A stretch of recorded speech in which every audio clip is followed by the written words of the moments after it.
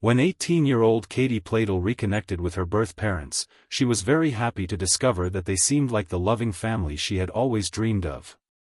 Yet within months, that dream spiraled into an unimaginable nightmare with an incestuous relationship and finally the violent killing of 3 innocent people. She has the chance to start over, and I hope she can. Emotionally and mentally abusive. You may recall that those individuals. He killed his baby. 20-year-old Katie Pladl. Incestuous relationship with her biological daughter.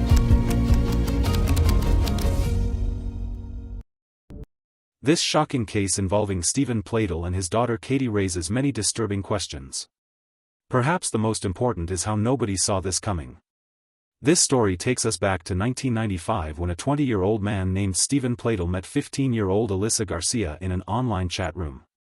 At the time, Stephen was living with his mother in New York and was known as quite a loner.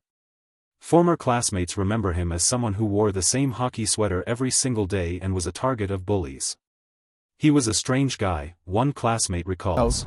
We never knew anything about it, but definitely you could say that it might be strange. The hockey jersey, San Jose Sharks, I mean every day. And we would be in same gym classes. They'd have the same grade, different grades in the same gym class. And he was the type of kid that he would just never change for gym class. Super quiet, other than when he had his, a few friends around him. Something must have been off. How he was treated at home, or he was getting bullied in school. There's something had to be off to get his life to this spot, and then to take down all these other lives as well. And it's a really horrible, heartbreaking thing. 15-year-old Alyssa meanwhile was living with her parents in San Antonio, Texas. She later described Stephen as actively grooming her. When he showed up on her doorstep after traveling across the country to meet her, their relationship turned physical. Alyssa's parents did not approve but for some reason felt helpless to intervene. Once back in New York, Stephen convinced Alyssa to run away from home. By the time she was 16, Alyssa was living with Stephen in New York and was pregnant with her first child. It wasn't long before Alyssa saw the darker side to the man who had brought her away from her family. Stephen Pladl was not just a loner but volatile, controlling, and violent. Very quickly, Alyssa found herself cut off from her family and caught in a cycle of abuse that she couldn't escape. He was verbally, emotionally, and mentally abusive throughout our 20 years together. Did do many violent things. He had nearly beaten to death one cat and did beat to death another cat. The arrival of the new baby, a little girl they named Denise, did nothing to help the situation. While Alyssa cared for her new daughter, Stephen rarely picked her up and was reluctant to feed or change her. Even more alarming was that he was triggered into uncontrollable rages by her crying. She would cry, and it would just instantly trigger him. He would curse, he would tell me to shut her the hell up, he would at times scoop her up and place her into a big cooler that we had. And then sometimes he would just shut it tight. He knew it was possible she could be dead, and he was not fazed by it. So I would finally go back there and open it and get her out. Stephen would pinch the baby until her tiny body was black and blue when she cried. He would cover her mouth with his hand. There were also other darker things that happened. Alyssa later said she would just pick her up and shut the bedroom door and rock her back and forth and tell her how sorry she was for the life she was having. By the time the baby was 8 months old, Alyssa said she felt a special kind of terror around Stephen. With his abuse getting worse, she made the painful decision to put the baby up for adoption. She told her family that she had been unable to cope due to postpartum depression and that she was just not ready for a child. Baby Denise was adopted by a loving couple, Anthony and Kelly Fusco, who renamed her Katie Fusco and gave her a new chance at life. Anthony was an officer with the State Department of Corrections and Kelly was a secretary. The couple lived a simple, stable life in a trailer in Dover, a small town about 80 miles north of New York, and they raised Katie in a loving home alongside their own biological daughter. Alyssa meanwhile suffered deep feelings of regret and loss. She felt more dependent on Stephen than ever and in 2006 agreed to marry him. She remembers convincing herself that he could change and dreaming of a perfect married life. Instead, life with Stephen would slowly fall apart into a house of horrors. 9 years after baby Denise became Katie Fusco, Alyssa and Stephen welcomed another baby girl into their lives. 5 years later, a third baby girl was born. Stephen was still volatile but seemed to be better able to handle being a parent. The family had moved to Henrico, a suburb of Richmond, Virginia. For Alyssa, it felt like the family may have turned a corner.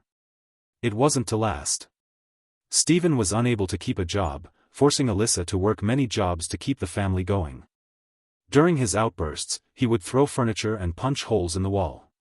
Twice he beat a neighborhood cat after catching it in his garage. On the second occasion, he beat it to death before throwing it into a garbage bag and getting rid of it in the trash. If you're enjoying this story, kindly do us a favor and subscribe to our channel. It is free and won't cost anything, but it means the world to us. We're just a small channel trying to grow. Thank you, and back to the video. With plenty of time to spare, he became obsessed with firearms and got quite a collection of weapons. Meanwhile, the family spent their time walking on eggshells around him. Alyssa did her best to protect her children, but with long hours at work, she was forced to leave them in his care. Once she came home and found a shivering 3-year-old standing in the bath with her legs soaked in urine. She had been standing there for hours as a punishment for not making it to the toilet in time.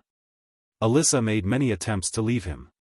Stephen responded by threatening to kill himself and make sure a recording of it was left for her and the children to watch.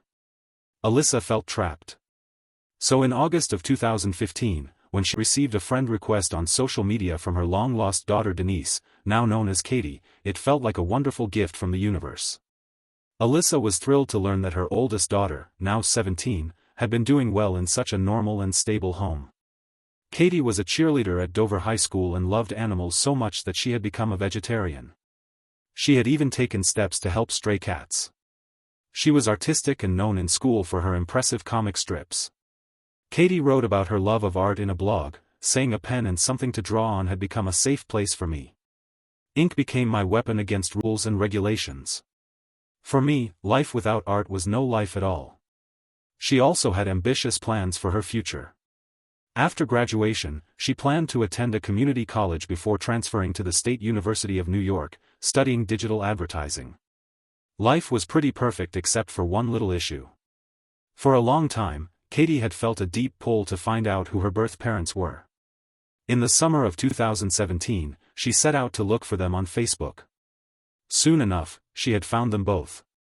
To her surprise, she learned that her parents were still together and that she had 2 biological sisters now 11 and 7. They looked like a wonderful, happy family. Even better, they responded enthusiastically to her message introducing herself. Soon Katie and her parents were talking regularly, and plans were made for her to head down to Henrico to meet them. The Pladl family was finally reunited in June of 2016, right after Katie's high school graduation. It was a moment of pure joy for Alyssa, who had been remembering every birthday of Katie's for 18 years. The family spent the day together taking photos. They clicked instantly and easily. Communication continued after Katie returned home to Dover. Then Katie made a shock announcement. Instead of going to college, she was moving to Henrico County to live with her birth parents. Tony and Kelly Fusco were shocked and saddened. They were also worried, but she was 18 and they had little choice but to let her go. Perhaps they could have asked more questions about the sudden change of plans but didn't. In the months since meeting Katie, Alyssa had noticed a disturbing change in Stephen. The 41-year-old had suddenly begun showing more interest in his appearance. He bought new clothes, shaved his beard, and let his hair grow out into the style of boys Katie's age. Alyssa assumed he wanted to look like a cool dad to impress his oldest daughter. But it was just the first of many red flags. For 20 years, Stephen had threatened Alyssa if she even thought about leaving him. Now he was more than happy to move ahead with a separation. Not long after meeting Katie, the couple began sleeping in separate rooms and plans were made for divorce. Alyssa was too focused on the arrival of her oldest daughter to question this sudden change. She was excited at the prospect of rebuilding their mother-daughter bond. Within weeks of Katie's arrival, however, it was clear that Katie's attention was elsewhere. While Alyssa was working long hours for T-Mobile, Katie was spending all day with her dad. Father and daughter had clearly created a close bond, but Alyssa began to suspect that Stephen was actively turning Katie against her. Then one night, around 6 weeks after Katie moved in, Alyssa learned that Stephen had begun sleeping on Katie's bedroom floor. She confronted Stephen, but he retaliated aggressively and stormed out of the house. It's hard to understand why the reality of what was happening didn't become clear to her. Either way, Alyssa pulled Katie aside and warned her about her father's dark side. She told her about the abuse that she had suffered at Stephen's hands when she was a baby. To her amazement, Katie dismissed it. Alyssa was ready to move out. She had been given custody of her 2 girls and expected Katie to join them. She was shocked when Katie decided to stay with her father. But nothing could have prepared her for what she would learn in the coming months. In May of 2017, Alyssa's daughters came back from a weekend with Stephen and Katie. While unpacking her 11-year-old daughter's bag, Alyssa came across an entry in her daughter's journal that made her world fall apart. The little girl had written about the relationship between Stephen and her sister Katie.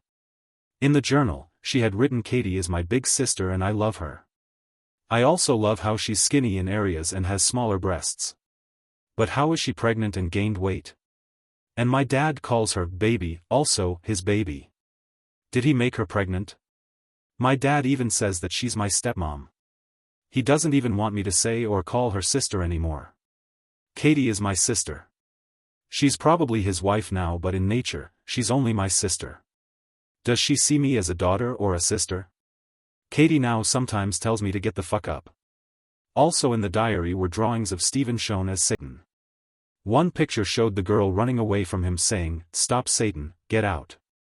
There was a short note written under the picture that said, "Wait 1 second, if he's Satan and Katie's human, then the baby will be half demon." The realization that Stephen had gotten Katie into an incestuous relationship horrified Alyssa. She had long suspected that Stephen was brainwashing Katie against her, but never in her wildest dreams had she imagined Stephen would enter into a sexual relationship with his own daughter. She felt sick. It was too much to process, and he had exposed her other 2 children to the whole sick situation. Alyssa recalls, "I started to become hysterical, and I called him and I said, 'Is Katie pregnant with your baby?' He just said, 'I thought you knew. We're in love.'" Alyssa started screaming and cursing him out, asking how he could be so sick and saying Katie's a child.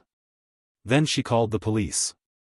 During the investigation, police questioned Stephen, Katie, and Alyssa's 2 youngest daughters, but no immediate arrests were made.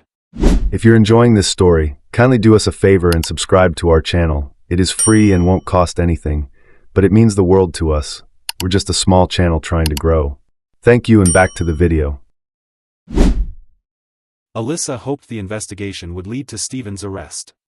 But on July 20, 2017, with the investigation still ongoing, 43-year-old Stephen Pladl married his 20-year-old daughter Katie in a romantic lakeside ceremony in Parkton, Maryland. Their marriage should have been illegal, but Stephen had lied on their application saying they were not related. Katie wore a fitted black dress that showed her pregnant belly. Attending the wedding were Stephen's 72-year-old mom Grace and, unbelievably, Katie's adoptive parents. With Katie already heavily pregnant, they had accepted the bizarre and disturbing situation. Images show them smiling next to their daughter and biological father, who had gotten her pregnant and now planned to spend his life as her partner. After successfully getting around the marriage laws, Stephen and Katie moved to a house in Knightdale, North Carolina, just 20 minutes from his mother's home, and began to live openly as husband and wife. Katie gave birth to their son Bennett Kieran Pladl on September 1, 2017. But the family's happily ever after was short-lived. Stephen and Katie were arrested in January of 2018 and brought to Henrico County to face charges of incest and, in Stephen's case, for contributing to the delinquency of a minor. Stephen was released 1 month later on a $28,000 bond and with the condition he was to have no contact with Katie. Katie was also bailed out and ordered to move back with her adoptive parents in New York.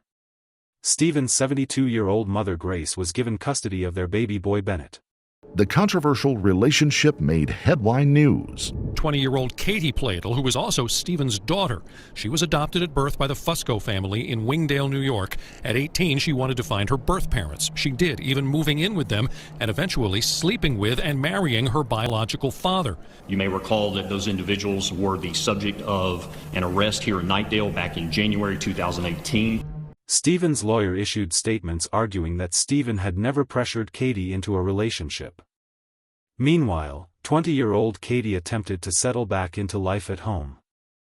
She took work cleaning her grandmother's house in Waterbury, Connecticut every Tuesday and Thursday. With time away from Stephen to think, she began to understand some of the choices she had made.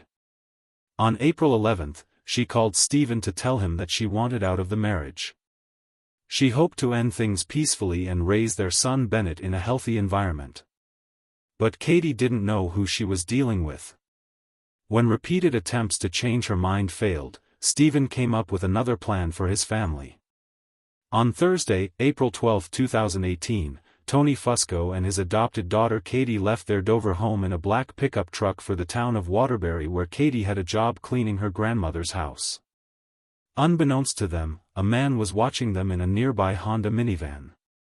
As they pulled out of the driveway, he swung out behind them and followed closely.